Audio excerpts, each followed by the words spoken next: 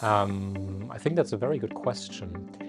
And I believe that we are in an age of ecosystems. So the next milestone will be that more systems talk to each other. Customers are tired that they have 5 systems running in parallel and they have to key in information from one system to the next, also between companies. So I strongly believe that the next milestone will be that we have interfaces between systems. They talk to each other, they make it easy that information can be shared. Yeah, as I said, not only between systems, but also between the different stakeholders of the maritime industry.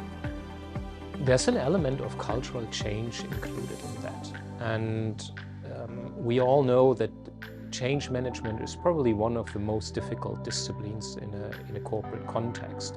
So whenever you introduce a new digital tool, it requires a training process, it requires that the people who are supposed to use it are familiar with it, but it also needs to be part of the company's processes. So whenever you introduce something new, make sure that the organization has the change process complementing the introduction. Well, we've seen in the recent years the introduction of 2 major new regulatory frameworks. One is CII, the other one is ETS, and then next year we will see FuelEU Maritime. I believe all of them will play a part in driving decarbonization.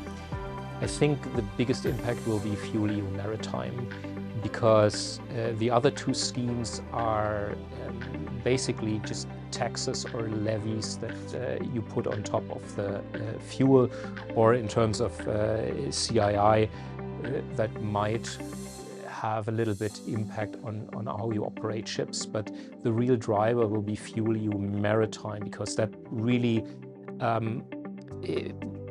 makes the requirement to think about future investments in technologies like methanol, ammonia, deployment of vessels. So you really need to think hard, do scenario modeling, rethink your investment strategies in that aspect.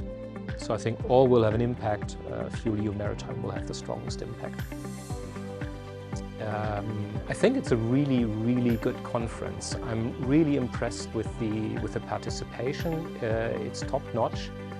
50% from the actual shipping industry, from owners, managers, operators, charterers, and the other half from OEMs and software vendors. So it's a very balanced conference here. Also, the lineup of presentations is fantastic. So for me personally, looking outside of the boxes is always good. So I learned actually quite a lot in these 2 days.